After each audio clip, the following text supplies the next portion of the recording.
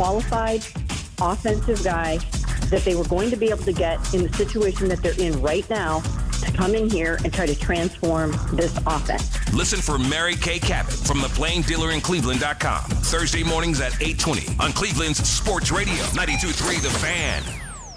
Catch all the latest Browns and NFL news and conversations right here. It's the Fan Offseason Special. Here are your hosts, Jake Volnick, Darryl Ryder, and Coach Lance Reisland. We are Sports Radio 92.3 The Fan. Another edition of the Fan Offseason Special with you guys here. 1 week only, on a Monday, but we're still going to have a lot of fun. Jake Volnick, Lance Reisland, and of course, Darryl Ryder, who's brought to you by Scheiben Jewelers, Cleveland's premier jewelry store. And for the first time in this show's history, the Browns have a coach. We have a coach, and it's done. It's hired. We got a press conference coming up tomorrow. I mean, we feel like we're actually in a spot where we have any semblance of what's going on. We probably can't play the Hallelujah, right? We're not allowed to do that. No, I think the old YouTube Live will probably have a big no-no on that one. Lawyers have ruined the fun on that. Yeah. What are the initial thoughts out of you guys when it happened? What was your initial thought, like immediate thought? I was shocked. Shocked, okay. Yeah, I couldn't believe they picked Todd Monken. We're now Monken men. Yeah, mine was a big, oh no. Really? Oh no. I said it from the beginning. It never felt like that Monken was the Andrew Berry guy, because that always felt like it was Nate Scheelhaase, and we've had reporting come out that said that was probably the case. Not that anybody has 100% confirmed that. Yeah. And I didn't get the feeling that, one, the guy who was leading the search wanted him, and I don't know that anybody in the building, considering that was the first guy they talked to, the second interview was very early on. I never felt like he was really anybody's top choice out of the very beginning. I've come around more to the idea that, like, hey, he's obviously going to be here, right? We can't just go out and, I'm not going to spend the next 12 months plus being like, well, this thing isn't going to work until Todd Monken tells me it's not going to work. You look for the positive. You look for the things that he does well, how he fits with the team. But yeah, initial reaction, I mean, I said it from the outgo. That was the one guy you could hire that I was not going to be very excited about. That really did nothing for me. Interesting. Yeah, I was shocked just because of everything, obviously, we've heard leading up to it. But in terms of the CEO part of it, that's part of like the elder statesman that I think is really going to help this. People are like, what does that mean? Just the day-to-day fires. You would think a guy who's had 35 years experience, that might help. And there's a lot of fires down there right now, especially on the offensive side of the ball.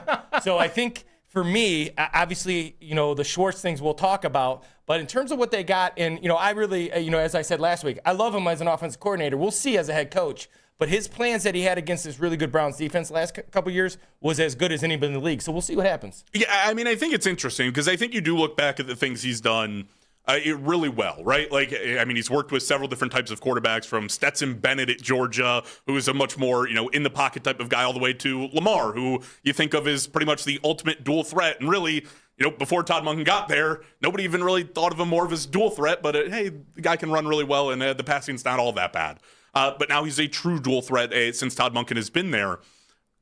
I think that part's really interesting. And then I kind of turn around and think about the other sides of it, and I'm like, okay, like I can see the positive in the offense. I can see the positives with the quarterback. And then I can also see that this is a guy who has 35 plus years experience.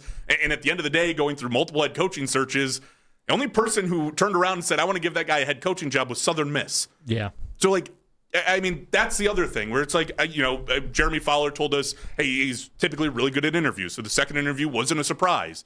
So I get that. But what happened with all of the other head coaching searches that Todd Monken's been a part of, that then everybody else landed somewhere else, to the point where the Browns were the only team that looked at him this time around? Well, I said, and I stand by this, I feel that Todd Monken, which we will hear tomorrow, was their guy all along. He was the number one guy on the list. Now, to be fair, setting my sarcasm aside for a moment, just to be fair, put some facts out there, he was the first external candidate they requested to speak with, okay? But that being said, I am of the belief that it came down to Nate Scheelhaase and Jim Schwartz. Nobody could agree. I had heard there was concern that Scheelhaase just was not ready yet. There were concerns about depth of staffing, the Rolodex, right? You're seeing Monken. Hey, he's raiding the Ravens. He's taking guys that John Harbaugh wanted to take to New York from Baltimore. Monken now has stepped in, who, by the way, is a big reason that Harbaugh got fired, because He stuck up for him now, and also was going to take him to New York to be the Giants' OC. Well, now Monken lands in Cleveland, and he's taking guys that John Harbaugh wanted to. So I'm going to acknowledge that while my initial reaction to the hire was less than positive, having a few days to sleep on it, seeing a couple of names that Monken is going to bring to Cleveland, I'm thinking, okay, you know what? Anytime you can get under John Harbaugh's skin, I'm all for it, and you're doing something right. So you know what? I'm going to go tomorrow with an open mind. I'm going to listen to him tell us how he was the number one guy that they wanted all along, even though this thing took 24 days to get wrapped up, right? Yep. You know, anytime you want a guy really, really bad, you got to wait 24 days to do it. But to me, the number one question now is, what the hell do they do with Jim Schwartz? Do they bring him back? Can they bring him back? Because my understanding of how that whole thing went down, it was not good at all. Jim blew up. He had some very colorful words for the folks that were in charge of this process, and basically told them, I'm giving you the PG version here, okay? The version the FCC will allow me to give you. He basically said, I'm done with this. I'm out, okay? Good luck to y'all. But that wasn't a surprise. If I'm not mistaken, both of you, and I know, Lance, you hit on it for sure, like, by the time you gave Jim Schwartz, for sure, a second interview, and we're telling him, hey, you're a part of this process, we're really considering you. Which they did. He was a finalist. Right, but the expectation should be, don't give the guy the job. He probably walks away, right? Like, it works almost as an interim coach type of situation. Which is normal at every level of football. If you get passed up, you know, once again, the kind of life lessons you learn from your elder statesman as a young coach, if you interview for a job, they like you, but they don't like you enough. And that's really what it comes down to. They like you, but they don't like you enough. They like what you do. And I would argue that he's had as much success on that phase of the game as anybody they interviewed, right? Yep. In terms of what he did with the Browns defense. Everybody brought up what he did before. I don't see him staying. In fact, I would be shocked if he does. Now, the best chance, I think, kind of goes to Monken's older. And I will say this without hesitation. I tweeted this out today.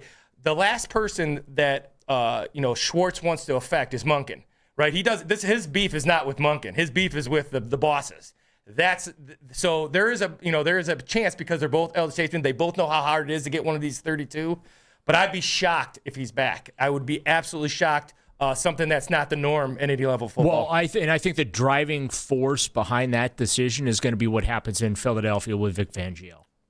If he resigns or retires, or if he's encouraged to retire, okay? Because I think that Schwartz would jump in a heartbeat at that opportunity. But also, too, the fact that the 49ers filled their defensive coordinator spot, right? I thought he'd be a good fit out there. And then I know there was a lot of conversation in league circles that Schwartz had his eye on the Bay. Now that has been filled, I think Philadelphia is it. It's either Philadelphia, Cleveland, or he's taken the year off. Right. So this is the interesting part, though, right? Because other teams are not going to sit around and wait for this situation to kind of resolve itself in Cleveland. You see that with San Fran, who, I mean, imagine you got a DC spot open. Jim Schwartz, being what he done in Cleveland, would have been somebody that interested you, right? Yeah. They waste no time. They say, okay, Raheem Morris is available. That's a guy we can hire as our defense coordinator. We're going to do it. I imagine if the Eagles within the next couple of days go, Vic Fangio's out, we're probably going to move forward with this process. We're probably going to get it done. Yeah. My fear is that the Browns sit here and they basically try to play the Myles Garrett, that game that they played with them last year of, hey, you're under contract. I can take my time on this. Either you come back or, we basically have the control over the contract if you're not going to fulfill your duties. Well, why are you worried about it turning into a Myles Garrett situation? That worked out pretty well. They gave him $40 million a year, and he set the NFL sack record. I would say that is probably the exception to the sack rule. record, just to be clear. That's the exception to the rule, though, right? Like, there is something to be said. Props to him, right? They played the situation. You got a great season out of Myles Garrett, and you didn't get very many negative things being said by Myles Garrett publicly this year. Sure, he wasn't happy, but it wasn't like he was going down the tirade he was at Radio Row at the Super Bowl. At the same time, I am curious to see what happens on Radio Row this year if he does make an appearance in San Francisco. Very interesting, but I feel like that doesn't always work, and especially with a head coach, especially a guy that's 59 that's been around the league. At some point, if I'm sitting here telling you I'm done, to bring me back into the room, there's no way that creates a good vibe is a guy who's in charge of the defense and has the backing, basically, of the entire defensive staff who want him to be the head coach in the first place. Well, yeah, that's where the issue is. And, I would say this. People have said they're, obviously when things go south, people start, when he blew up, which was not good by him, by the way. I understand his frustration, but that's a bad look.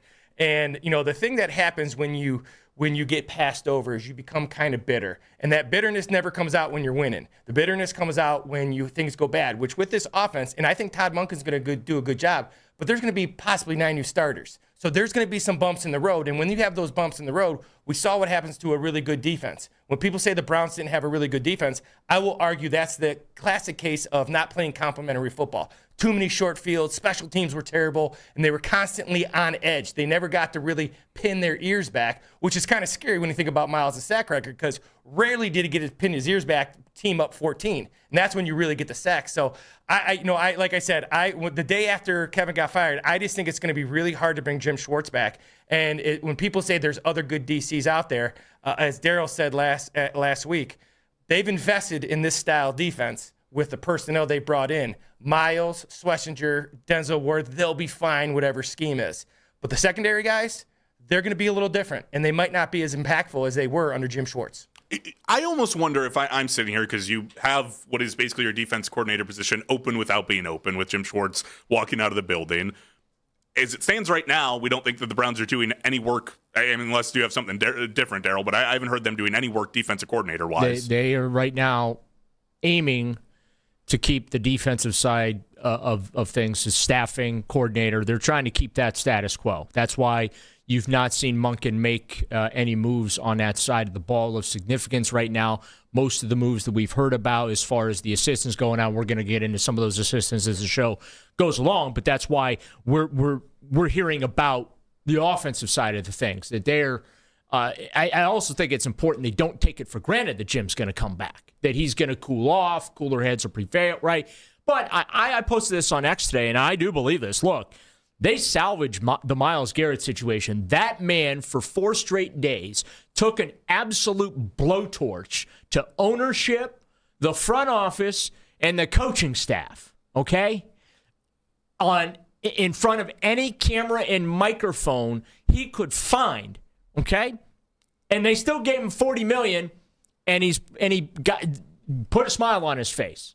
He didn't go anywhere. So if you're able to repair that relationship, I think you can get over a little behind-the-scenes frustration that gets expressed in the heat of the moment. And look, football is it's a physical sport, but it's also an emotional sport too. And it's an emotional sport for the lifers. Jim Schwartz is a lifer, right? And I really feel like for him, this was his opportunity to get back in the 1 of 32 club. And now at 59 years old, I'm not trying to get ageist here, but look, Todd Monken's 59 as well. But like at that age in this league where it is becoming a young man's game, everybody's looking for every Sean McVay assistant they can find, every Sean McVay custodian they can find, every Sean McVay artist they can find, right? You just look at the tree. The 10 years he's been with the Rams, you look at the tree of the coaches and coordinators he has produced, right? Yep. So that's kind of like where this league is headed. I know Kevin Stefanski got another job in Atlanta, but Kevin's not old by any stretch. I'm older than Kevin Stefanski. Okay, so it really is for the most part, mid-30s to upper 40s man game in the coaching ranks, and I think that Jim Schwartz's frustration comes from, hey, this might have been my last crack. I continue to wonder, you can throw $40 million at Miles. You're not throwing $40 million at Jim Schwartz. No, but you can throw 6 or 7 at him. And it might be enough. I also question whether or not head coach money. There are teams in the NFL that does not pay their head coaches $6 or $7 million a year. We can definitely climb into this coming up here in about 5 minutes. But a lot to get into with you guys. Coming up at 8 o'clock, by the way, we're going to talk to John Ledyard, Audibles and Analytics Substack. Had some opinions on Todd Monken being the Browns head coach. Also can get into plenty of draft stuff with him. Now that you have a head coach in place, you can look at some players and say, Does this guy fit? Does he not fit with what Monken might want to do? Again, that's at 8 o'clock, but we continue this conversation on Todd Monken and Jim Schwartz coming here in 5 minutes. It's Jake Volnick, Lance Rise, and Darrell Ryder, all with the guys on the Fan Offseason Special.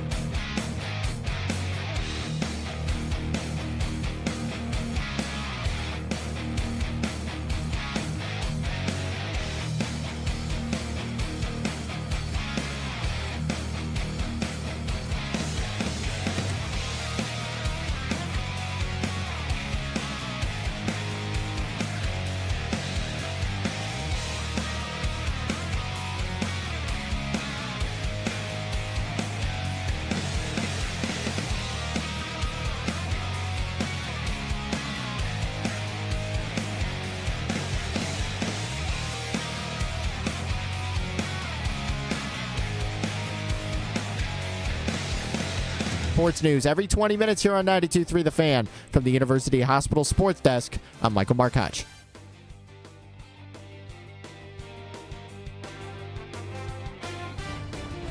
The Seahawks are going to Super Bowl 60.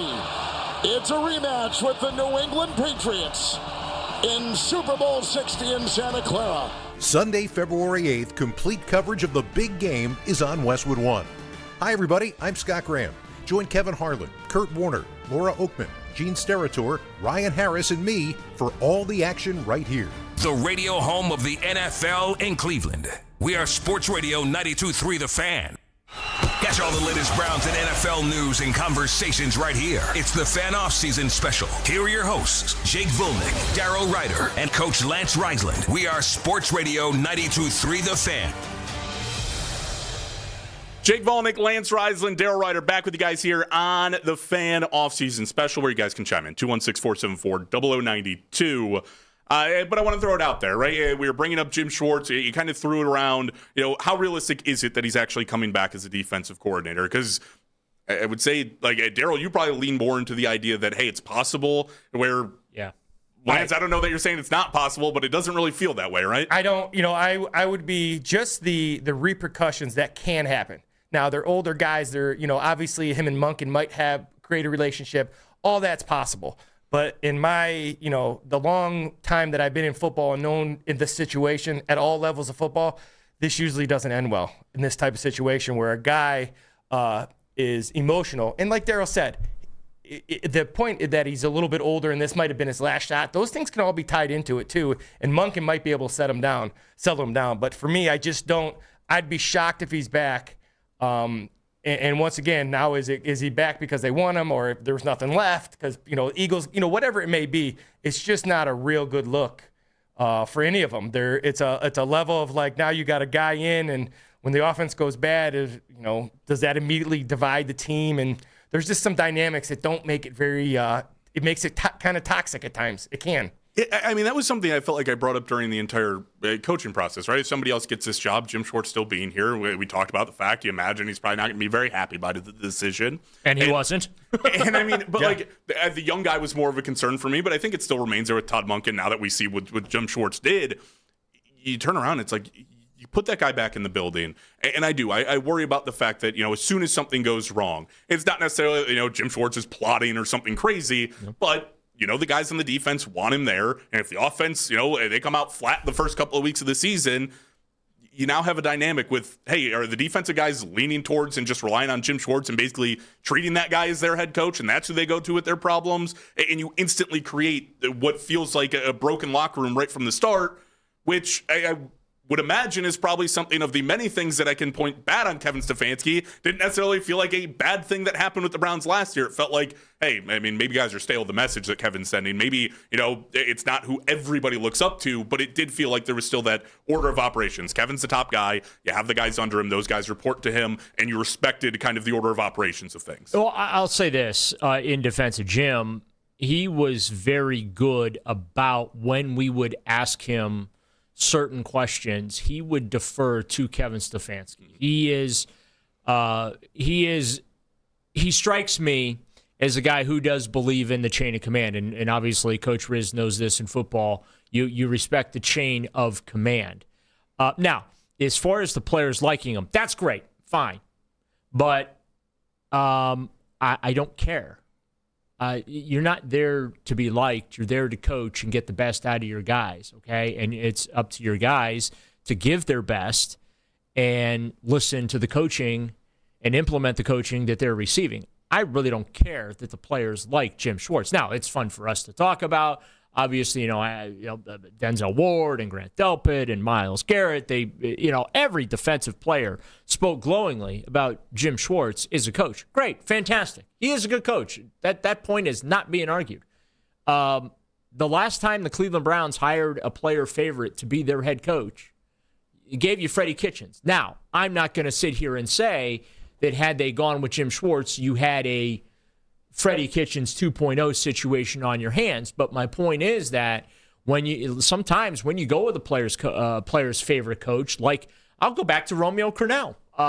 They had the one good season in 2007, players loved Romeo, but they kind of took advantage a little bit of his I would call it, fatherly / grandfatherly, very relaxed, approach to things in dealing with stuff. So I don't get wrapped up in the whole the players really like the guy stuff, because while it might make great copy for us here in the media and great conversation, the reality is you're a good coach or not, okay? Because there are a lot of really bad coaches who are also very popular amongst their players. Well, and I would think at that level and watching them practice, and I always, when I look at Schwartz, I don't think of a guy who's their buddy. I think he's a guy that maximizes their talent. And there's different types of players, coach. There's the one that Daryl's talking about. Those guys can be good or bad. A guy like Jim Schwartz, kind of like Daryl said, he's a guy who understands the chain of command. That's why he will not undermine Monken to a certain extent, because he understands the 1 of 32, and he does. But the problem for me is that Schwartz has been he's done so well. And, you think about what he's done as the defense coordinator. These guys have played really, really well. But going back to it, I just don't think he's a guy who's going to give in to the players. He's a players coach because he maximizes their talent, as compared to like Romeo Crennel, who was just a kind of a big teddy bear kind of guy. I'll say this, though. Like, Jim Schwartz's role may get reversed here. He may be going from the bad cop, the disciplinarian on this staff, to being the good cop compared to Todd Monken. Yeah. Because, look, Todd takes no prisoners. He doesn't put up with anything. This is not a criticism, but, I mean, he's a very matter-of-fact personality. And in this day and age, sometimes the very matter-of-fact personality doesn't go over too well with this younger generation of athlete, okay? And again, I'm not criticizing Todd. I appreciate that he just speaks his mind, and you don't have to sit there and try and read the tea leaves or, whatever. But there is, I think, something to be said for that as well. I think part of the reason Kevin brought Jim in was to really establish some discipline on that side of the ball and also within the locker room. Because, I mean, I don't think you got a lot of it from Alex Van Pelt. I don't know you got a lot of it from Ken Dorsey. You certainly didn't get a lot of it this past season with Tommy Rees. Just look at all the pre-snap penalties we watched the last 3-4 years, right? I laugh every time I see on social media the film gurus that are out there that do a great job, like Coach Riz does, breaking down the film and all that kind of stuff. And they're talking about, oh, it's great, we're going to have motion back in the Browns offense. Yeah, well, guess what? You had motion in the Browns offense the last few years. They just couldn't use it because they couldn't line up right. Every time they utilized it. Right? It was never a play that popped up in the ones that you actually got to analyze. Every time they tried to run motion, a flag came out. Which is a problem, because when you talk about what that really does for the quarterback, you have a scrambled up picture, a little bit of motion. If you can do it, clears up the picture so well. And you're right, they just could never kind of get that going, which allowed the defense to disguise and stem. And, you move, you shift, you motion, you do all these things. It basically, the reason you do it is you make the defense be vanilla. If you watch what Sean McVay does, they do little things because it just makes the defense vanilla. Browns couldn't do it, so these defenses got to do whatever they wanted. That's the problem. It gets really interesting. Now, I think obviously part of the question with Jim Schwartz, if he's not going to be back, we have to get into sort of what now? Then where do you go, right? Which Scott Petrak was on the station earlier today with Baskin and Phelps and brought up, what might be the most seamless transition you can make when you start to look towards defensive coordinator. Todd Monken has to have contingency plans, and he did when he took the job. Okay, Jim's my number one guy. If he's not here, who's number two? And it could be as simple as promoting somebody on the staff. Right? Jason Tarver, the linebackers coach, has been a coordinator before. Ephraim Banda, the safeties coach, interviewed for coordinator jobs this offseason. Can you just promote somebody and then you have some sense of continuity there with the scheme and with the staff? I would assume you try to keep as much of the staff as you could. So I'm sure Todd's been thinking about that even before he got the job. So when you hear that, when you hear the idea that, hey, you could just reach into this staff and basically go promotion, try to keep this thing as, tied together as it was just missing Jim Schwartz, is that something that you think is as seamless as a transition? Is you basically, guy was here, he watched how Jim ran his practices, you can keep everything very similar to the style that he ran it and just have a different guy in charge? Or is that an area where then you need to go get a proven leader, a guy that's been defensive coordinator, the guy that's highly sought after, that Todd needs to maybe look a little bit harder at that position than just internally? I think their best route is internal, just from a continuity standpoint, because we've been talking about, like, they've made all these investments in this scheme. So how many guys out there that are available that run that wide 9 and man-to-man in the secondary, right? Linebacker has to be versatile, got to go sideline to sideline, got to go north, got to be able to drop south, right? Like, so I think, the first two names that came to my mind were Banda and Tarver. And as Scott mentioned in that clip there, Banda had gotten a couple of sniffs at coordinator jobs this offseason, so maybe he's the guy that you promote. And then, look, if it doesn't work this season, we could probably do this all over again with a head coaching search and have them interview Nate Scheelhaus and Grant Udisky and see if they're any better at expanding the Rolodexes and be any better in those interviews, right? Or Monken does what we saw Stefanski do, and that is switch out the coordinator next year, right? But I feel the best option is to promote internal if Schwartz doesn't return, because I do really feel it's important for them, not just from a defensive personnel standpoint, but from a resource standpoint. They need to have as many resources available to them to invest in the offense. They, quite frankly, don't have the time, energy, or resources to switch up the defense right now, because the offense is it's beyond a hot mess. Like, that is a complete reconstruction project you have to do there now.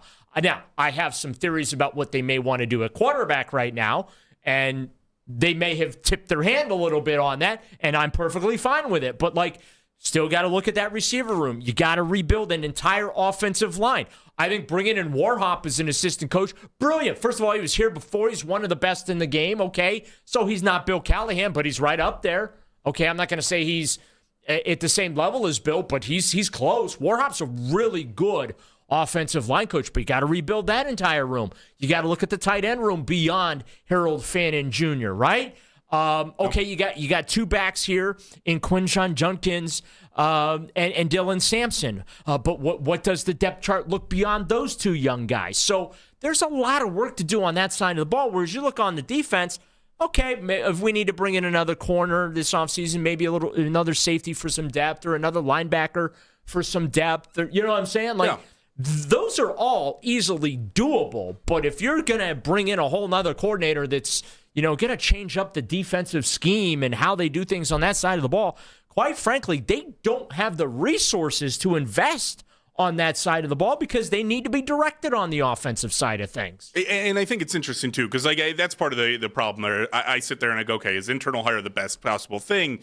If you move on from Jim Schwartz and, let's say the Eagles job does come open, I'd also imagine a lot of this stuff, a lot of the staff that's already here probably wants to go join Jim Schwartz, because that's who they worked well under. That kind of undermines your internal hire, too, no?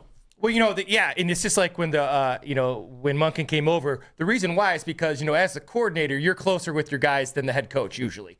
That's part of the problem when you go head coach, because they will steal, and that's what Monken did, because he was working with those guys. Now, the thing that Daryl said it best, because if they change defenses, now you got to find the safety's got to be different. The linebackers got to be different. You're not going to get the play maybe out of some of the guys that fit this scheme very well. The other thing that goes kind of unnoticed is that those guys are all in the meetings together, and the situational calls that you learn from a guy like Jim Schwartz in the red zone, when to blitz, coming out, third down and long, when do you play coverage, when do you blitz, how do you attack certain formations, how do you attack formation to boundary. Those are all things they've kind of learned from a guy like Jim Schwartz. So when you say not only the personnel, which is totally right, now you're saying, but also the situational game calling, that's hard to do, and that's something that's kind of rubbed off. So now they have the personnel, and they have a guy who kind of learned it if they stay within staff. Yeah, I think it'll be interesting. Obviously, we got to see where it goes with Jim Schwartz. But I want to climb back into Todd Monken here for a second, because you got to take a look. I mean, the guy's here. Obviously, it was not the one that you expected, but I question, he's here. How long does that leash really look?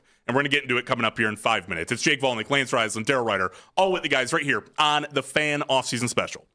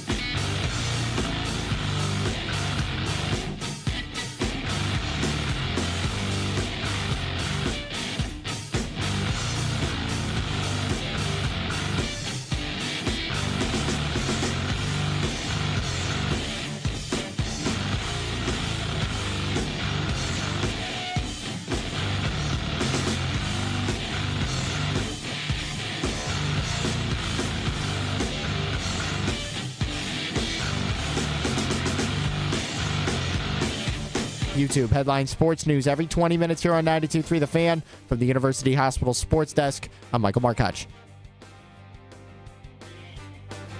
Want to talk Browns while you're at work? Baskin and Phelps, weekdays starting at 10 on 92.3 The Fan. Catch all the latest Browns and NFL news and conversations right here. It's the Fan Offseason Special. Here are your hosts, Jake Volnick, Darryl Ryder, and Coach Lance Reisland. We are Sports Radio 92.3 The Fan.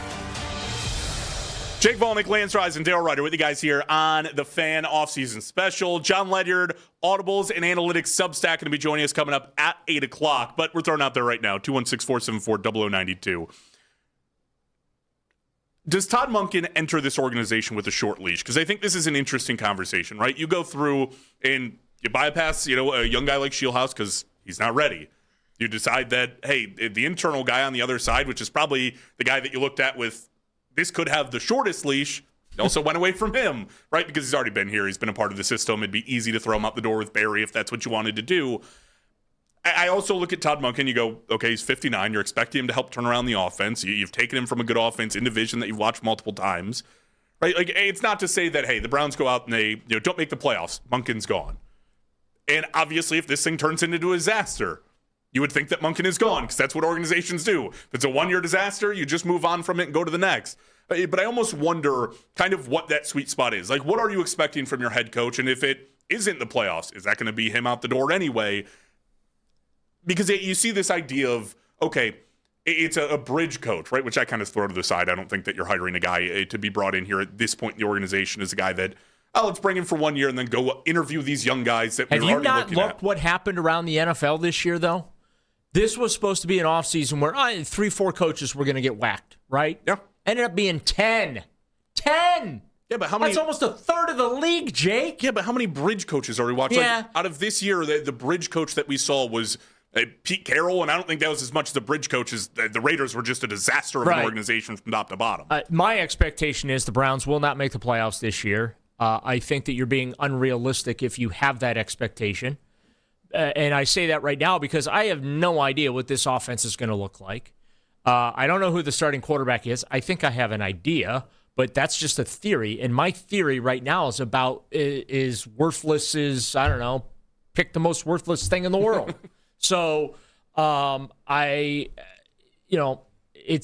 going to take and the thing too is it's not a situation where like the offense is established. Like it's not like the Buffalo Bills where like they're established and they're looking for Joe Brady they promoted him to take the next step. That Sean McDermott couldn't get them over the hump. They couldn't get over the hump with Sean McDermott, so they bring in. There's no hump for the Browns to get over. The hump for the Browns to get over is can you get back to winning more than you lose? Like that's the hump. Then it gets to be okay. Now can you make the playoffs? And then it's can you win in the playoffs? And then it's can you compete for the conference? And maybe we then start talking about getting to the real next level of competing for a Super Bowl and things like that. The Steelers right now think that they've done that, right? Mike Tomlin resigns or, whatever. They hire Mike McCarthy. They're delusional if they think that Mike McCarthy is going to have any more success than Mike Tomlin did. They need to burn that thing down to the ground and rebuild it, but they're stuck in football purgatory, which, by the way, their football purgatory is about 10 wins. Would be a panacea for us. It'd be heaven. Oh, Browns win 10 games every year. They're in the playoffs every year. Can't win a playoff game, but hey, it's better than going 5-12, right? Yeah, but I think this lack of an expectation of where the Browns are going is actually the most dangerous thing in this conversation, right? See, I'm not in. I think if you don't have expectations to win, now realistically, that's maybe the right call. But if I'm looking at it, I look at it like this as a coach. If I'm Todd Monken. Are you telling Jimmy Haslam I can get you to the playoffs this year? What I'm saying to him is I'm telling Jimmy Haslam this, though. We're going to be better on special teams right now. Right now, we're going to be better on special teams. That's no question about it. Effort and alignment. We're going to be better on offense because I'm here, right? And then defensively, I think Monken's success depends on what he can do defensively. Can he bring Schwartz back or does he hire internally? But for me, I'm coming in there as a coach. I'm not losing the game before I play it. I'm simply saying, hey, listen, hire me. We're going to be better on offense. Think about if the special teams lost them a couple games, if they would, if their ability just to win a couple more games, they're at 7, maybe 8 wins with that offense. I could argue if the defense could kick Carson Wentz off the field, they would have won one more game. You're right. No, and that's absolutely true. Now you're 6-11, right? Yeah. And then to go off your theory, which I do agree with, I'm not disputing you. Go off your theory. Special teams cost them at least one game. Yeah. But you do the compilation of just the catastrophic failure. Sure. By the way, I want to listen. I know Sean McVay is the bee's knees around the NFL, and everyone loves themselves some Sean McVay. Okay, thank you, bro. Yeah. Did us a solid. Thank you for hiring Bubba Ventrone and getting his you-know-what out of here. Thank God. First of all, I couldn't stand listening to the guy anymore in a press conference because he started throwing people under the bus. That was my issue. Had no more interest in that dude, okay? I think he is very much overrated as an assistant coach, okay? He was a great special teams player, not taking anything away from that, especially when he was here in Cleveland. He was fantastic. He's not a great special teams coach. He's not one of the all-time, got to have this guy coaching my special teams. Because you know what? Browns had one of the best defenses in the NFL 2 of each of the last 3 years, and they had one of the worst special teams in those years. And a lot of your special teams players are defensive players. There's a correlation there. He was not good. He is not good. Thank you, Sean McVay, for hiring a guy who was barely better, if not maybe as worse, as the guy that you had to fire in the middle of your season. Bravo. That is some boy genius stuff you pulled there in Los Angeles. And it's why I think the Browns, if I'm coming in, if I'm monking, once again, I'm always on the edge of, like, on the side of we can do this. Yeah. But that's what I'm saying. We're going to be better on special teams. There's a win. We're going to be just as good or better. We're going to be better on defense. You know why? Graham's a year older. Right? Swetchen's a year older. We got Emerson coming back. Who knows? Maybe JOK is coming back. We're going to be even better on defense. And I'm going to make us better on offense. That's what I think the sell is. Now, realistically, that hasn't happened.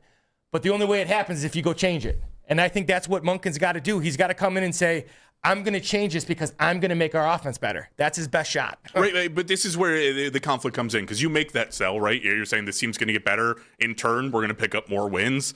Well, if that's your sell, and then the reflection on the product a year later was, hey, we're basically sitting right in the, like, it doesn't matter if we're 6-11. That's got the same result to me as if we were 5-12. I don't care if we're 7-10. That's got the same result if I'm 5-12. Hey, I'm going to tell you right now, I don't profess to be great at the whole math thing. Me and the calculator still fight each other, but I will tell you, 6-11, in fact, is better than 5-12. Well, you know what? And as a coach, you're okay with if you come in and if that's what he's saying and you don't get it done, then you own it and you move on and you get fired or whatever it is. But I don't think you come in and say, oh, we're going to be competitive. You come in and you say, listen, I feel really good about this. We have a great defense. Defense still wins championships. We're automatically going to be better in the special teams. I'm going to make us better because regardless of who the 9 new starters are, they're going to be better than they were this year. I really believe that just because they'll have more of a players over plays kind of feel instead of a scheme. So, well, Coach, they couldn't be worse. Correct. Well, okay, wait, hang on, wait a minute. We are talking. It always can be worse, but they can't be worse. Well, they were 32nd. So, now you at least have this is not a system based, so you know Fannon's going to touch it a bunch, and so is Judkins. So you have those things at least in you. That's your argument. And if you say you're going to win 9-10 games and you don't, fire me. Okay, I'm not coming in and say I'm going to lose games. I'm going to come in and say, here's what I think we can do because I'm going to make the offense better. Then you deal with it. You're 59 years old. Go in swinging.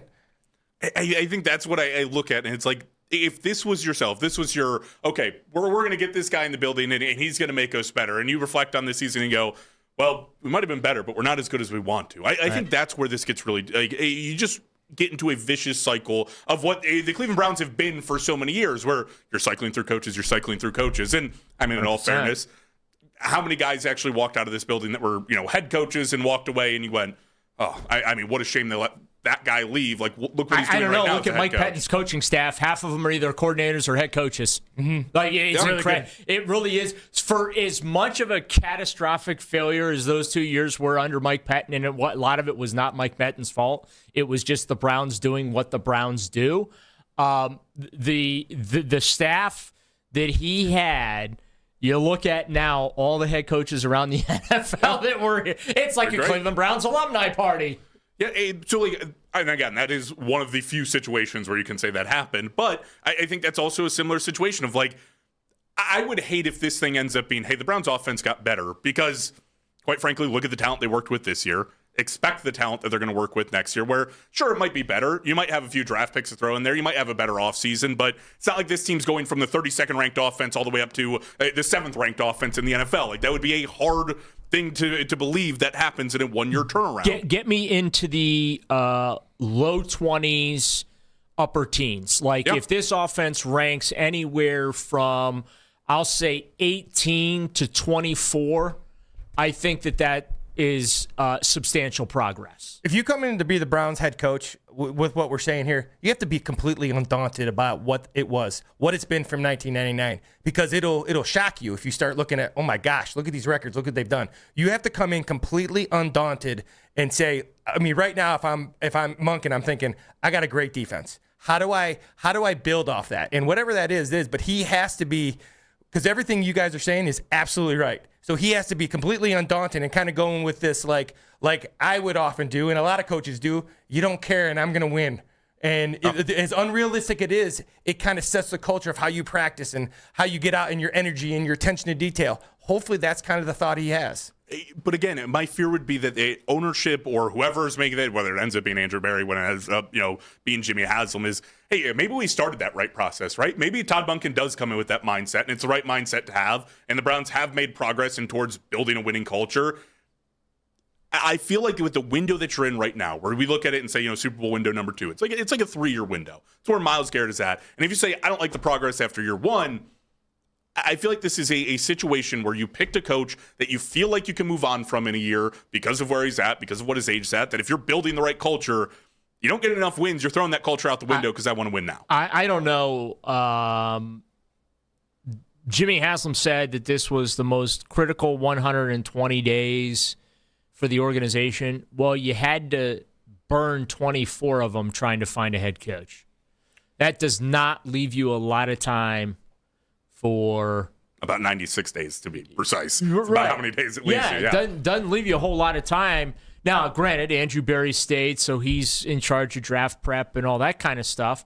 But now Monken's got to come in with his staff. He's got to evaluate everything. He's got to evaluate Shador. He's got to evaluate all the impending free agents as far as, okay, do we want to keep this guy? How's that?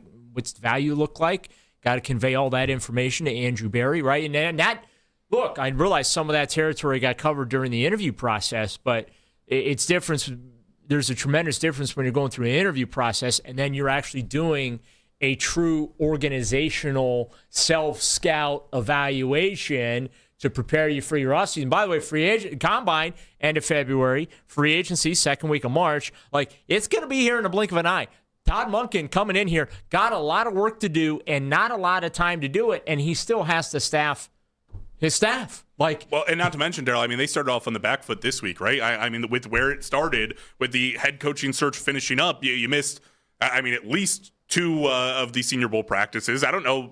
Did anybody get down there for the Senior Bowl? Well, I don't know if Barry was there, but they did have representation down there. I mean, they didn't skip the Senior Bowl. Right, Let's not get crazy here. But my point is, it would have been helpful if Todd Monken was down there. Right, for sure, Andrew Berry being down there. But see, when you're again, instead of having the time to evaluate Senior Bowl practice, no, they're having to evaluate the 53 and the guys that, again, going to be the free agents or whatever. Like the free agents to be, and Andrew's list of guys that he might be interested in pursuing in free agency. Okay, there's just a lot of work that Todd Monken's going to have to do between now and the second week of March, and he'll do it.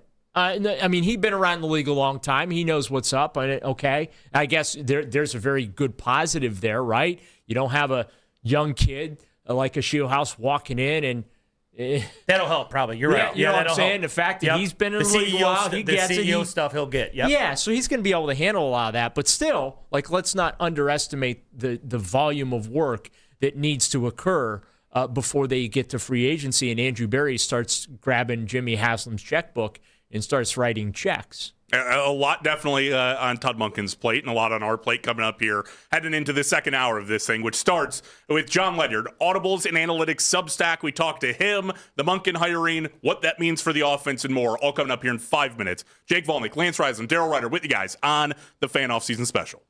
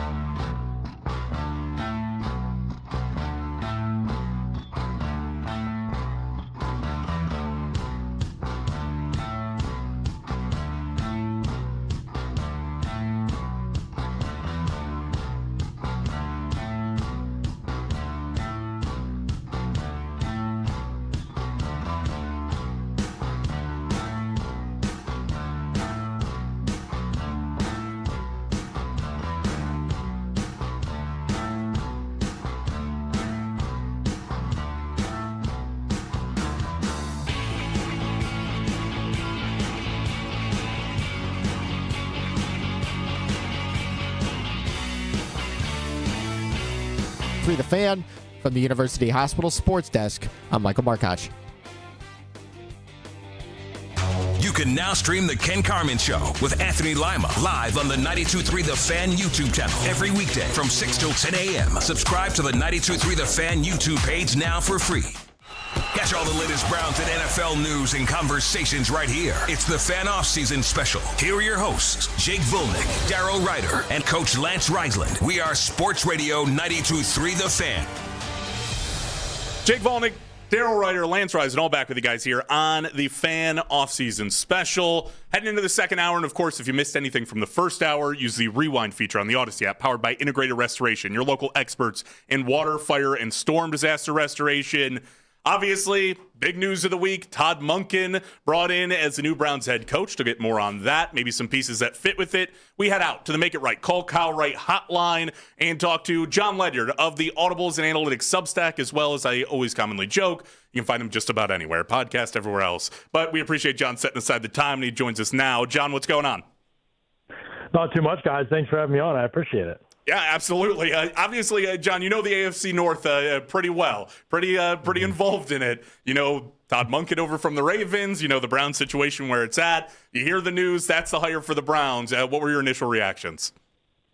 I'm definitely surprised. I mean, I think probably similar to most people in that capacity, like where I really didn't think that was going to be the route they went. I felt like they'd be choosing between a young, exciting kind of unknown and just saying, hey, we're just going to fire a dart. We know we're not in a window right now, maybe where it might be that good. Let's see if we can catch fire and get somebody who's kind of like a plus, right? Can elevate what we do have beyond kind of what we can see, or let's just lean all in on defense, be competitive, and finish out Myles Garrett's career, trying to be a top defense.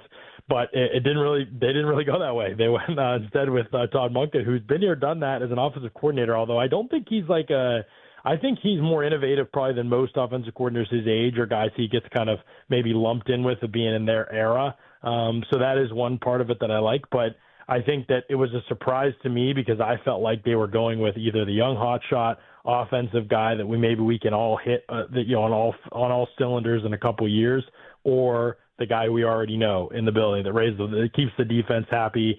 We'll just try to be all that we can be during that window. And instead they went in a total no, not only from, obviously Monken's been there before, but culturally too. That's the real surprise to me, where you kind of knew what you were getting with Schwartz.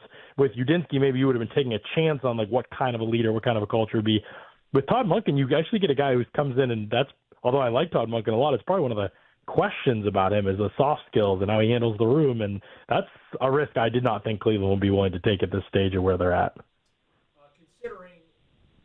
Considering that the Browns have to basically rebuild the offensive side of the ball this offseason, and Monken has a reputation for being a little bit of a chameleon when it comes to offense. He is not set in his ways by any stretch of the imagination.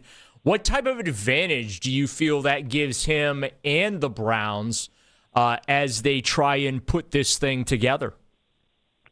Yeah, this is going to be the trickiest part to evaluate because unless the Browns get an influx of talent, I don't currently see. But let's just talk about it like it's the group that's currently there, roughly. I mean, obviously there'll be some additions, younger additions. Will they get a top-of-the-line player? We'll see. But let's just say it's sort of a similar-looking group than the way it is now. It doesn't really matter what they run. There will probably be lots of bumps in the road for that group unless there's just a massive upgrade quarterback or Sanders, if he's the guy who takes a huge leap. So I think it's going to be difficult for Monken, who you said it well, I think is a chameleon. Like he will adapt to his talent really well, I think. But the Browns are probably as far behind as we currently sit here. Obviously, one offseason changes a lot, as we see in New England.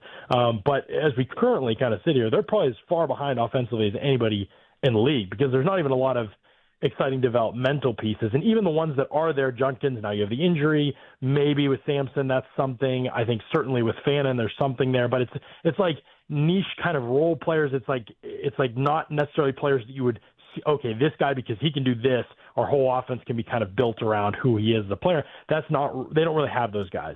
So it's a real challenge for a coach to say, okay, what's here? What do we build around? What's our offensive pieces and what do we do? So I think it's going to be difficult to criticize him for the schematics of it unless the talent level significantly improves this season. Obviously, long term, he will be judged by that.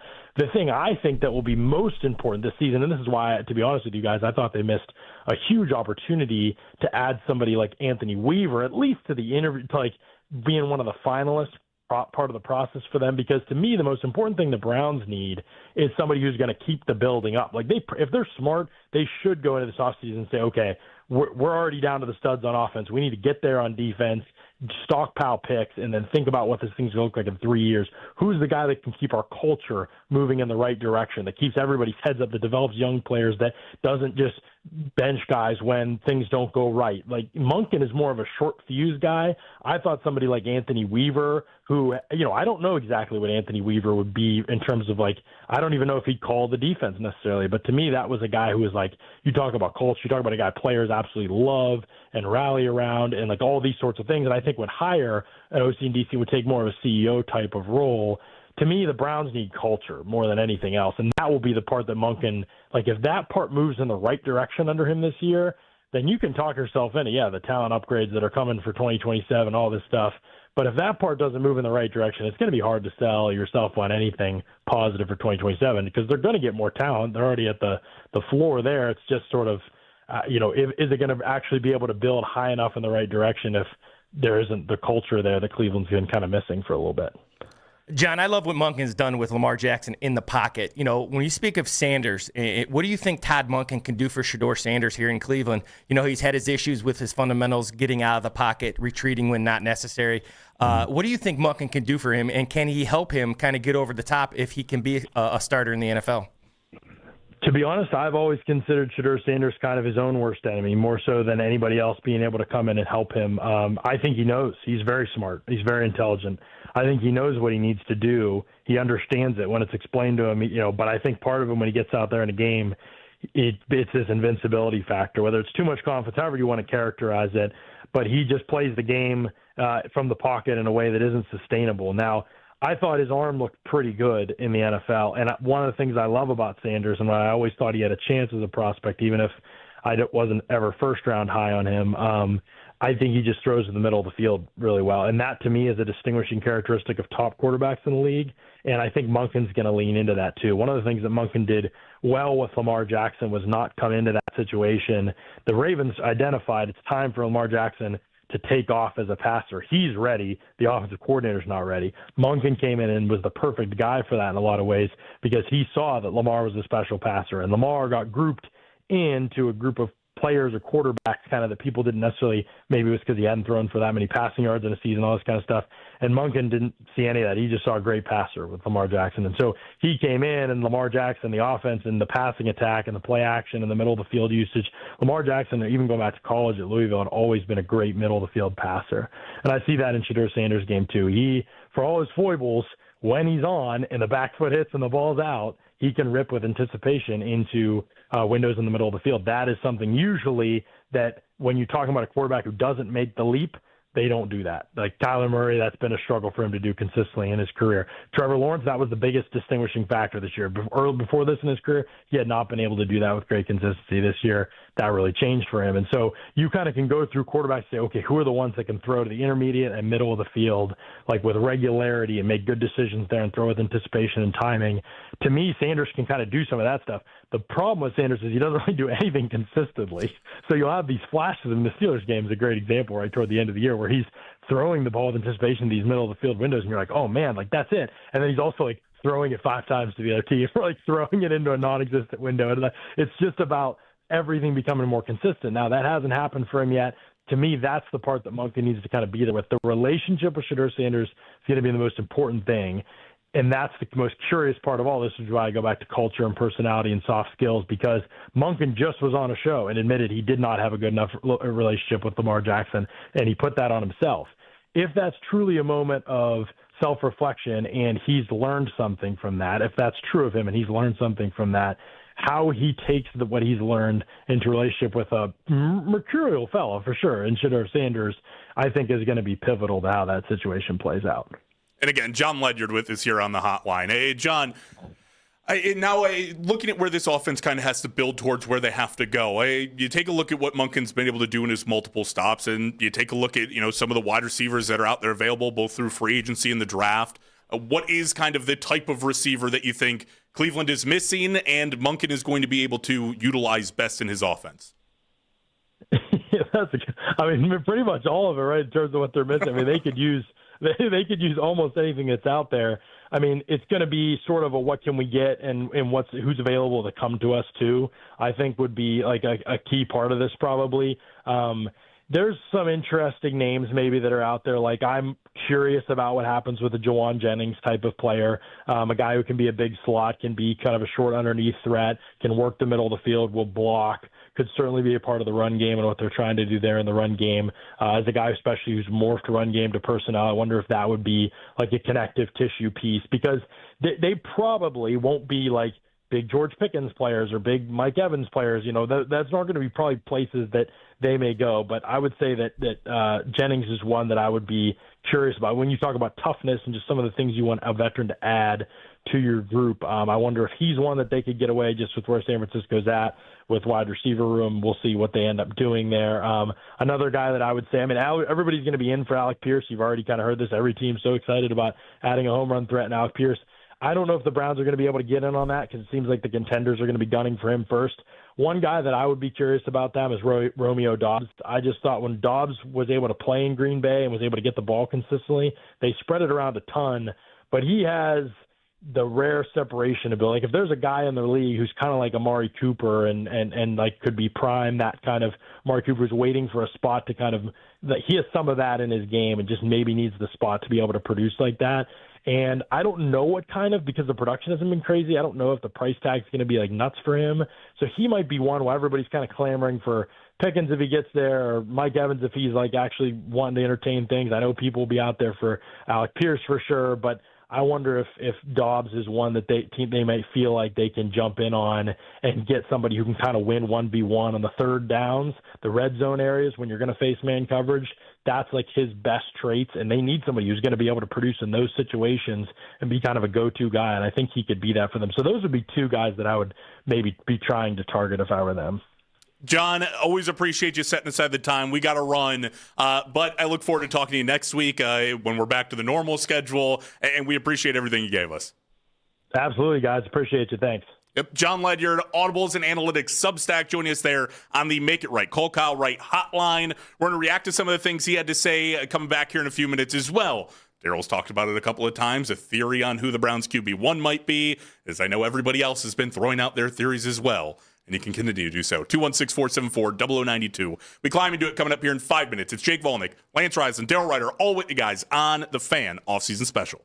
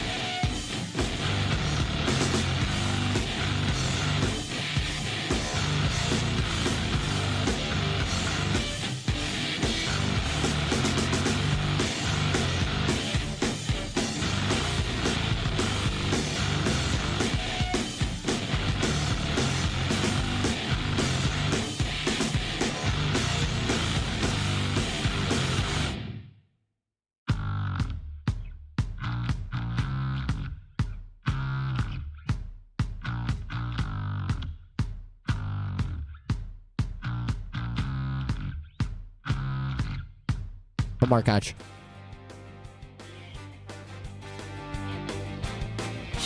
In your weeknight with the best segments of the day. The Fan Rewind. Weeknights at 11.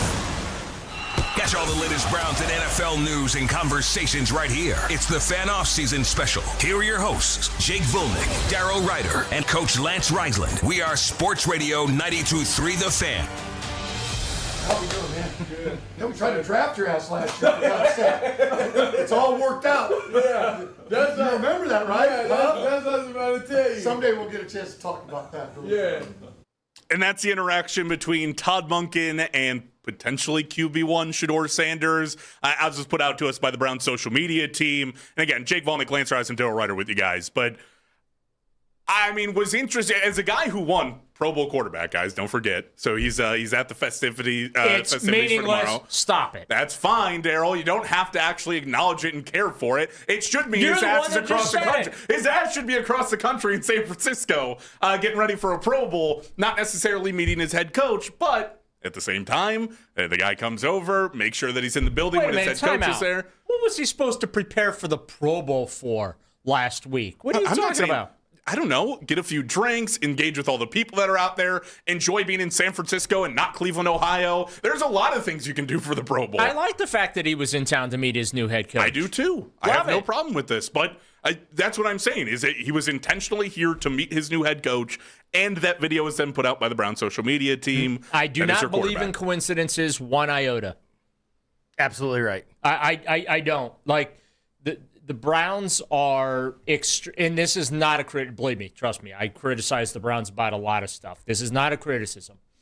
They are very intentional, very thoughtful about how they present themselves organizationally on social media. They're very sensitive to when their social media team can have fun and when their social media team needs to lay low because the team isn't doing so well, okay? The fact that they put that out there right away after, Todd Monken arrived, right? Shedeur was basically part of the welcome party for him. Let's call it the way it was. No. I think bodes very well for Shedeur Sanders. Listen, I said, regardless of my feelings of the decision they made to hire Todd Monken, and look, we've talked about this. The candidates weren't great this year. There wasn't that much to pick from. So, okay, give him a chance, see what he's able to do. He knows how chaotic that building can be. He was here in 2019. So the fact that, they put that video out of that interaction between him and Shedeur and him talking about, hey, we tried drafting you last year in Baltimore. We were interested in. Yet they didn't. But hey, whatever. To be fair, according to the Adam Schefter report earlier on in the year, that might have been more of a Shedeur Sanders thing than it was necessarily a Baltimore Ravens thing, I know, right? But I think that it bodes well for the relationship between those two. And I do feel like, from Shedeur's standpoint, that might be the best hire they could have made. Because I think if Jim Schwartz was the head coach, I don't know that Shedeur Sanders is as much of a priority. And you know what? Maybe that's why Jim Schwartz isn't the coach. Maybe that's why some of these other candidates didn't get the job. Maybe Todd Monken, we gave them a favorable take on it, right? And maybe Todd Monken can turn him into Lamar Jackson light or something. I don't know. But, again, I don't believe in coincidences. That video was put out with a purpose, and I think that means some very good things for Shedeur Sanders, at least when it comes to getting an opportunity. What he does with said opportunity, that is on him.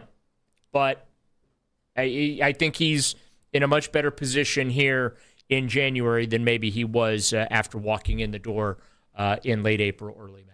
Well, I think it's interesting, too. And before we continue this, Shedeur Sanders, obviously now out in San Francisco with the Pro Bowl tomorrow, jumped on SiriusXM NFL radio and was asked about, new head coaches in the building. How do you like it? Are you excited? And he gave his response. One of the bigger things is that now you go into an offseason, you got a new head coach in Todd Monken, and we've seen the interaction between you two, and he was on that ball. He's cool. How was that first conversation, sitting down with him, and I'm excited. What's in the vision?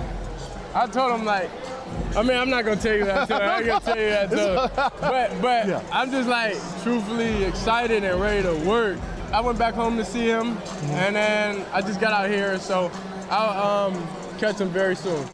I mean, listen, like, it is a guy that obviously, like, Shador's not going to come out and be like, oh, Todd Monken, right? Whether he's QB4 on the depth chart or he's QB1, but I think you do hear excitement in both of those, clips that we just played. I think the Browns do put out intentionally. I mean, how much of that are you reading into, Coach?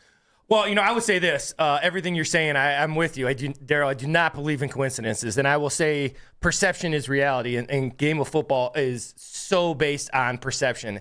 And the idea that, I've heard a lot of people have mentioned me, well, Shador was in the building and Deshaun Watson's on a boat in Italy or all those kind of things. And we don't know if that was the first time. We don't know anything really behind closed doors. But perception is, which is very important. Perception is that he was there to meet the head coach and he went back to meet him. And whether they said come back and be a part of the welcome party, all those kind of things, that's important in terms of what the kind of the outlook of is for Shador. And the perception is that he came back for coach to meet him. We don't know why he did it. Once again, there's no consequence. There's no coincidences in football. We don't know. But for me, the idea of perception-wise, this looks very good for him and the Browns because they made very clear what they wanted to get out for everybody to see. Nothing wrong with a little sucking up right out of the gate, new coach, right? But here's the other thing, too. Like, that answer that Shador gave, which he basically said absolutely nothing, I was really hoping he was because I'm just glad he's not Kevin Stefanski. Well, I think that's the fun part, too, right? Like, it is kind of one of the questions. I don't battle with it because I have a strong opinion towards it. But, like, you saw Shador grow last year, and we see, Kevin is a very, scheme-based type of coach. You go through all those things. And I even looked at, I thought Shador fit the scheme, but was it everything perfect for Shador in the scheme? I don't know that's the best thing for as a quarterback. To the point where I go, okay, Shador made some climbs, but if you get a coach in there, like we expect Todd Monken to be, that you go and you basically design something for your quarterback to make it, they talk about Lamar Jackson. It was complicated enough, but it was easy enough that he could play fast. And that's what they need to do with Lamar. If I have a similar thing with Shador Sanders, I got to think that's a better situation for him than what he was doing last year with Kevin Stefanski and being forced into a system that, sure, there might be things that you do well in it, but does it fit you perfectly? I mean, I think you could argue fairly well that that's not the perfect offense for Shador. Well, John, our caller, John, made a good point. Monken does not get a credit. He has this old school philosophy in his run game, pass protections, fundamental skill, hand placement, all these things we talk about as older coaches.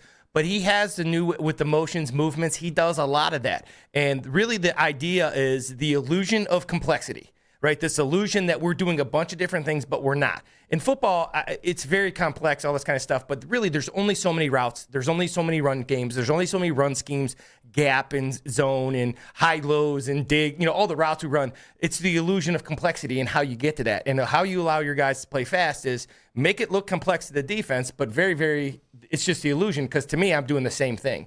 And that's what I think he does well for quarterbacks. And that's, the idea of it's not system-based. This is not plays over players. This is players over plays. So if Shador's my guy, I'm going to do what he does well. If Fan is my best receiver, I'm going to put him in the spot. If Junkin's our best running back, who's our best offensive lineman, we're going behind him. And that's kind of the philosophy behind it. Not the, if you think about the Browns, we're running these, Kevin's a system guy, a numbers guy. We're going to run this inside the red zone because that's what we've worked all week. These new wave guys, which I include Monken, the illusion of complexity. We're going to do a bunch of stuff, but this guy's going to touch it. And that's kind of the players over plays, which I think will make people very happy. The illusion of complexity is very, very ingenious by these guys, but they don't do a lot, but they make it look like a lot. Well, the illusion of complexity is all well and good, but you also have to have the players with the mental discipline. Absolutely. And they have to be talented, sure. And the physical tools also, too, to go out there and execute it, okay? You can put all the pre-snap eye candy you want out there, but if you're constantly lining up wrong or you're getting called for illegal motions or, false starts and whatnot, then you're just wasting your time, which, by the way, that's exactly what was happening under Kevin Stefanski. So I'm not even all that wrapped up in the scheme right now. I think something that really stuck out to me in Andrew Berry's statement following the hiring is, Andrew used the "I'm smarter than you" language that Andrew usually, uses. But in layman's terms, he basically said, hey, where we are in the team building process, Todd's the perfect guy for where we're at, which means our offense is a complete catastrophe. The roster's in shambles. So, Todd, come on in. Get your hammer, your nails, your bucket, your tool belt, get it all on. Let's go. Let's put this thing back together. And again, there's going to be some patience required because I am under no illusion, and I constantly get accused of being negative and hating. Look, I'm just giving you the reality, okay? And the reality is this thing's going to take some time. Todd Monken is not going to be able to come in here and fix this thing this offseason. Now, my expectation is they're not going to make the playoffs. However, I expect them to be better organized on offense. I expect them to look like they're better organized on offense. I expect him, because, to your point, Coach, he's a players over system type of a guy, to simplify things for the young guys like Shedeur Sanders, who's not used to complex offenses, okay? He's never had to do that in his life. And that's why throughout the season I kept saying, and even early in the offseason, Shedeur's being asked to do a lot of stuff he's never been asked to do before. He's been asked to learn stuff he's never been asked to learn before. So you got to have the understanding and a patience as a coach. And I don't know that Kevin necessarily had as much patience for that because he expects, hey, you're a professional, you're on the roster, I expect you to know this stuff. And I think that to a degree, to be fair to Shedeur, there's a lot of culture shock that took place last season. Now, there are no excuses. You got a taste of it your rookie year. You got thrown into the fire. There's some positives. There's some negatives, okay? This year, now that you know what this is all about, I'm expecting you to really grow leaps and bounds and some of those complexities that maybe you got culture shocked by. I'm expecting that you're going to be able to pick them up. But I do think why I really like Todd Monken for Shedeur and why I do believe now he very well may be QB1 is because, hopefully Todd can come in here and simplify things because you don't need to you can come in with the thickest playbook in the world, and you know this, Coach, right? But you know what? If you don't know the basics of that playbook, all that other stuff is just nonsense. So you come in with something basic and you baby step it. And I'm not saying you infantize the whole thing, but you kind of dial it back, start with the basics, and you build step by step on top of that. I kind of feel like last year Shedeur got the fire hose instead. Well, the one thing you're talking about with Monken, I think it works differently with these guys who this illusion of complexity, like the McVays, these guys that do this stuff, is that it's with Kevin, the motion, the movement, trying to do different things. It wasn't him. It wasn't his offense. So he was adding to that. It's like brushing your teeth. You don't think about brushing your teeth. You brush your teeth. It's muscle memory. Yeah. So with Monken, when they're teaching it with that. That's part of the basics. So I think that will help too, because it's not saying we're going to do this. Oh yeah, let's add some motion. Let's add some shifts. That's part of their foundation of what they do.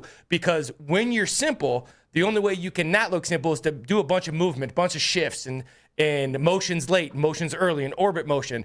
Because if you're only going to run the same plays, you got to give them some visual differences. That's the difference between Monken and what the Browns have been running, is that it's going to be simple, like you're saying, but the stuff that they're good, all the complexity stuff is built in. Hopefully that helps Shedeur, because in the end, the thing is like, all right, we're going to learn all this, but the end result's a high-low.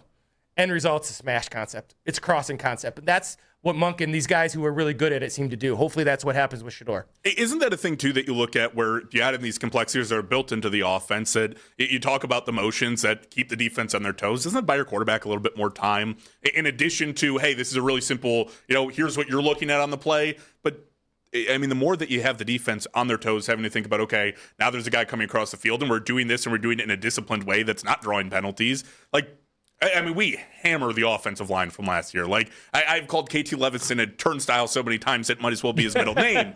But isn't that a thing that, it helps your offensive line and in turn is going to help your quarterback actually have some time in the pocket, buy some time? Well, yeah, there's two things. So if you are doing all this stuff, the bottom line is that you want to create the simplest picture for your quarterback. So when you motion, when you shift, usually what you're doing is you're going to force the defense to play base. You do all this stuff. The defense can't adjust to everything. It's only a 1 week thing. So they'll play more base, especially the more you move. You watch against the Rams.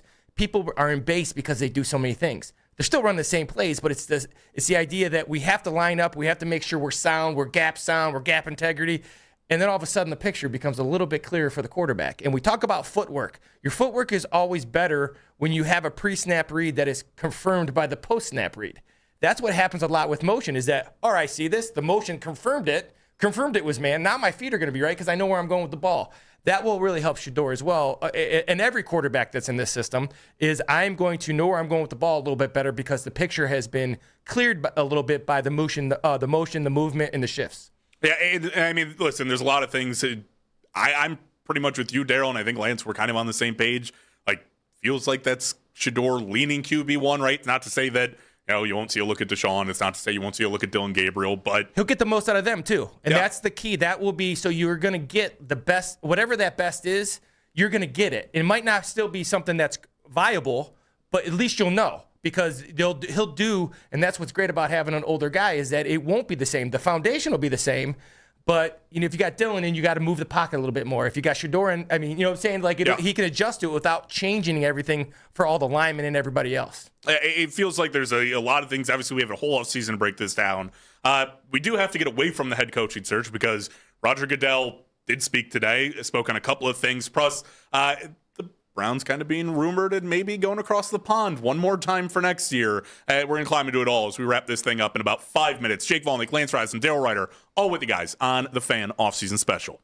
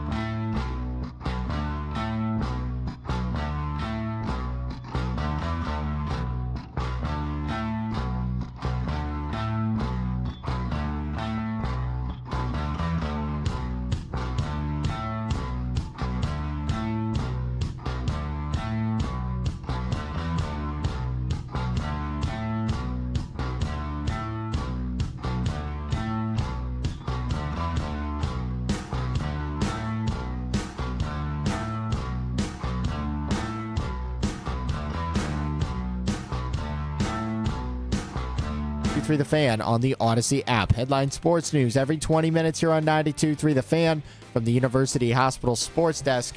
I'm Michael Markoch. All day long. All day. All the time. At work. 923thefan.com and the Odyssey app. Check it out. Catch all the latest Browns and NFL news and conversations right here. It's the Fan Offseason Special. Here are your hosts, Jake Volnick, Darrow Ryder, and Coach Lance Reisland. We are Sports Radio 92.3 The Fan. Jake Volnick, Lance Rise, and Darrow Ryder, all with you guys here on the Fan Offseason Special. One more segment with us, overtime with myself, 9 to 11 to carry you guys out through the night. But Roger Goodell speaking today. We have plenty to climb into, some rumors surrounding the Browns, and those surround with what we'll start with first here with Roger Goodell talking about some of the international games happening this season. Well, it's changing hourly, but the one thing I do know is we're going to have 9 games internationally. Gotcha. And we're excited by that. We're in several new markets. Australia, we're moving from Rio to Brazil. You mentioned Paris is a new market. We're going back to Munich. We're going to be in London, of course. We just think, and we have a really big announcement from my standpoint, is we're heading back to Mexico City in December, which I think is wonderful for our fans in Mexico. While they've been redoing the stadium for the World Cup, this will be a chance for us to get back there this December. We can't wait for that either. So obviously you hear the things tossed in about the Mexico game, but I mean the ones that's going to concern Browns fans the most out of this part of it has been kind of the rumors floating around, right? We had the French outlet put out the fact that they were breaking that it's a Saints-Browns game for the very first time in NFL history in France, and we got a partial confirmation on that today where we got the Saints are 100% in that game. It sure feels like the Browns would be following. Yeah, they're headed there. I mean, listen, I'd love to push back on it. It's not official. We can't call it official. Is it a home game? Will it be a home game for the Browns? No, it's a home game for the Saints. And if there's ever a team that should play in Paris, it's the Saints. That's fair. So, I listen. It wouldn't shock me if ultimately this happens. Roger Goodell has made it very clear. He reiterated it today that playing in 16 international games is a thing. Like, that is their goal. They want every team to play an international game in every season. This year, you heard him say there, 9 games. But yeah, I mean, this is where this is absolutely heading, that they're going to play, all these international games. 16 games in total, so that all 32 teams have to play one. And I think that that also coincides with the 18-game schedule and what they want to do there as far as expanding this thing. I have spoken to folks that told me that they want to get this done sooner rather than later. Here's what Goodell had to say in regards to dealing with the challenges. It's easier to talk about it. It's another thing to implement an 18-game schedule. The challenges will be different here a little bit, and it'll depend on a lot of factors, including safety of the game. What other changes can we make to the game that are going to continue to improve that from a safety standpoint, but also a competitive standpoint? Should we have 2 buys? What are the roster sizes? There are a number of issues that need to be discussed with the players, and that I'm sure will be a focus, or at least a component of the next CBA, at least in the discussion phase. But there are a lot of things that I think are going to be on the table.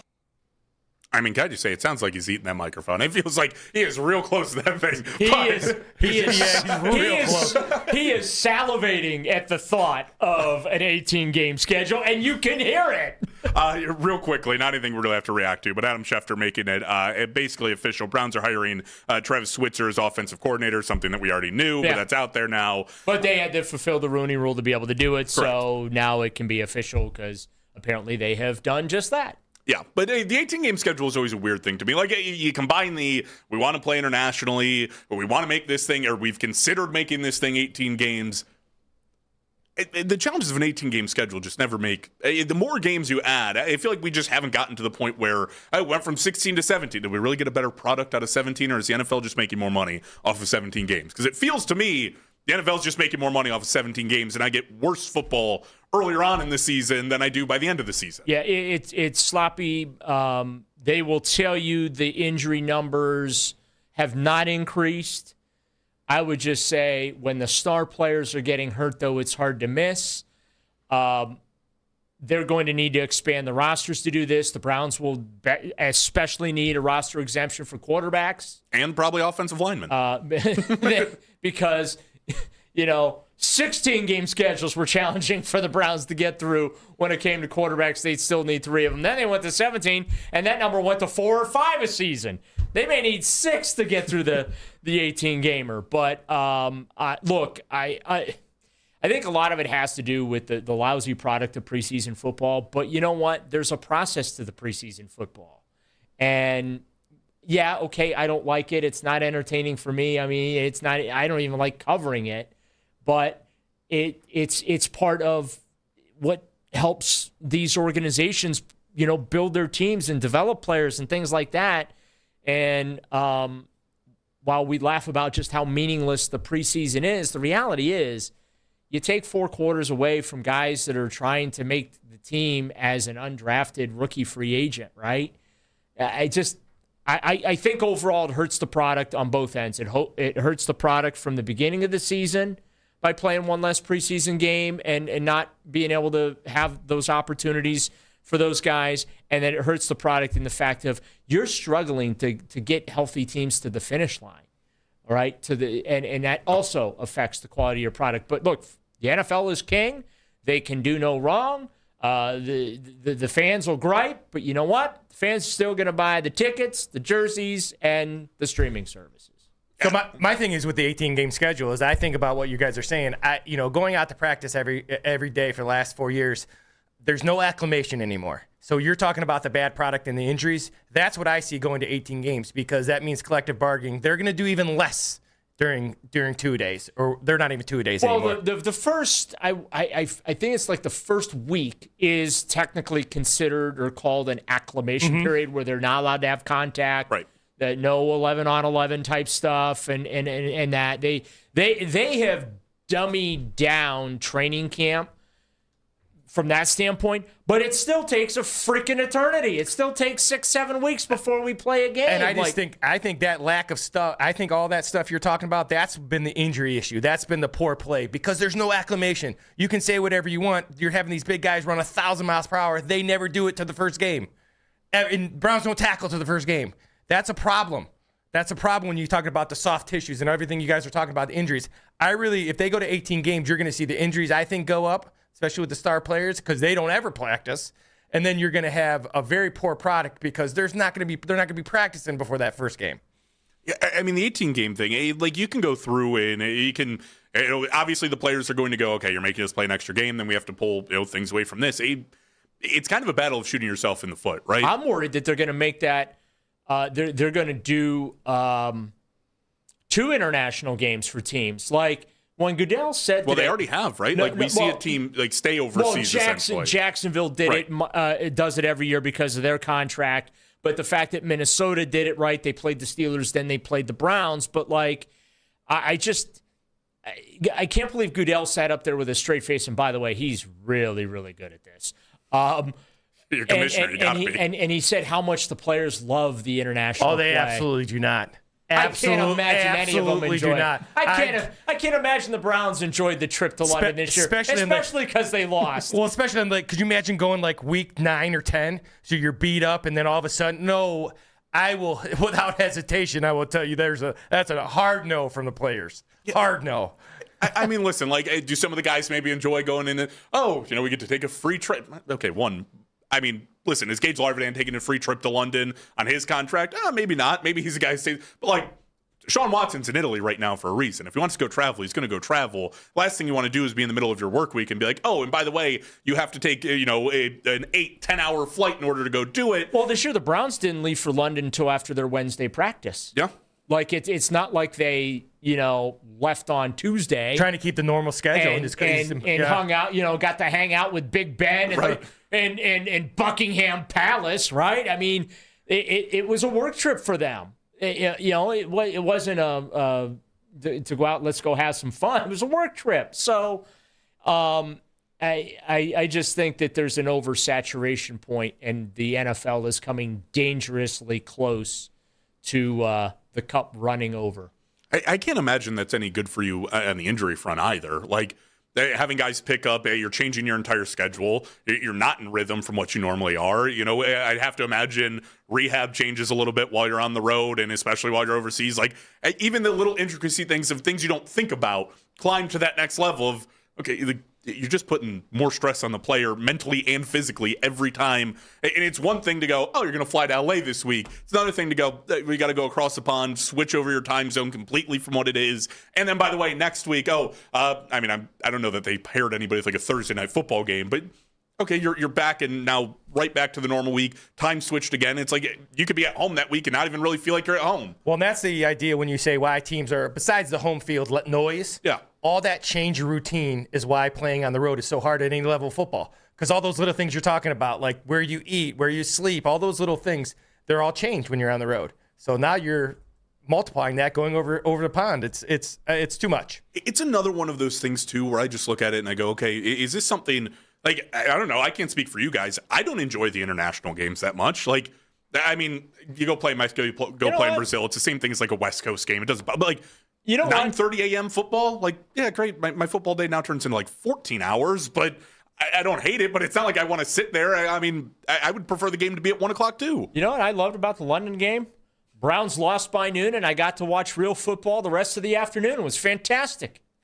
That's probably about the only positive. I mean, the one thing you can point to, if it's a Saints-Browns game, I mean, how many wins did we have combined between? Do we have 11 wins between these two teams this year? You know what? You're going to have Tyler Shuck against Shedeur Sanders. Get your tickets now. I'm going to I might lose another bet to Nick because I'm going higher than everybody else is going. You know what? You need to bet a French baguette.